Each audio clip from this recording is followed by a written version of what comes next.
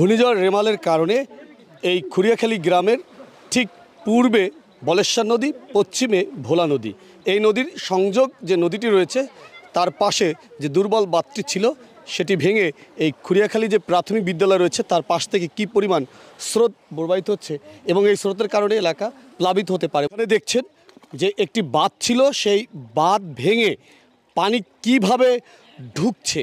এটি হচ্ছে খুরিয়াখালী গ্রাম এবং এই বাঁধটি নিয়ে যেদিন রেমাল আঘাত করবে সেদিন দুপুরে আমরা এখানে এসেছিলাম এবং আমরা বারবার উল্লেখ করেছিলাম যে এই বাঁধটি পানির চাপে ভেঙে গিয়ে এই এলাকা প্লাবিত হতে পারে এবং বিশেষ করে ভেরিবাঁধের বাইরে যারা আছে এই শরণখোলা রেঞ্জ সংলগ্ন ঠিক পূর্বে হচ্ছে বলেশ্বর নদী, পশ্চিমে হচ্ছে ভোলা নদী।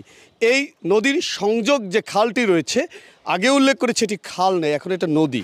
এখানে দেখছেন সেই তীব্র স্রোতে এই দুর্বল বাঁধটি ভেঙে গিয়ে এখন এই পানি কিভাবে ঢুকছে এই খুরিয়াখালী গ্রামে এবং এই গ্রামের যারা আছেন, বসবাস করছেন, তারা আশঙ্কা করছেন যে এই খুরিয়াখালী গ্রামের ভেরিবাঁধের এই পাশে যারা বসবাস করছেন তাদের বাড়ি প্লাবিত হতে পারে এবং দেখতে পাচ্ছেন পানির কি গতি।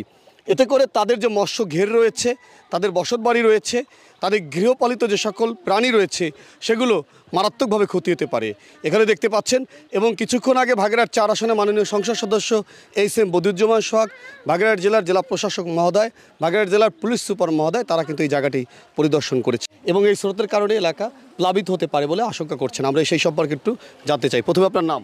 আমার নাম মোহাম্মদ সেলিম মোল্লা, আমার বাড়ি হচ্ছে 9 নং ওয়ার্ড খুরিয়াখালী। সেলিম ভাই, আমরা দেখছি এই দুর্বল বাঁধটি ভেঙে গিয়ে এই নদী থেকে পানি তীব্র গতিতে প্রবেশ করছে, এখন কি কি ক্ষতির আশঙ্কা করছেন? এখানে ঘর বাড়ি পশুপালিত যত ঘর আছে পশু রাখার সব কিছুর ক্ষতি হয়েছে। আর এখন বর্তমানে পানি তো কমছে না, বরঞ্চ পানি আরও বাড়ছে, কারণ যে এর আগে যে পানিটা উঠছে ওটা তো ধরে রয়েছে, এরপরেও জোয়ারে পানি আরও ভর্তিছে। এর কারণে অনেক কিছু ঘর বাড়ি ক্ষতি হয়েছে, ঘেরের ক্ষতি হয়েছে। আপনারা দেখতে পাচ্ছেন ওই যে এখনও সাইক্লোনে লোক রয়েছে, যাইতে পারতেছে না, কারণ যাই কোনো লাভ নেই। এমন কোনো ঘর নাই যে ঘরে আমরা 10 দিনে পৌঁছাইতে পারবো। আমরা একটু কথা বলি আপনার সাথে।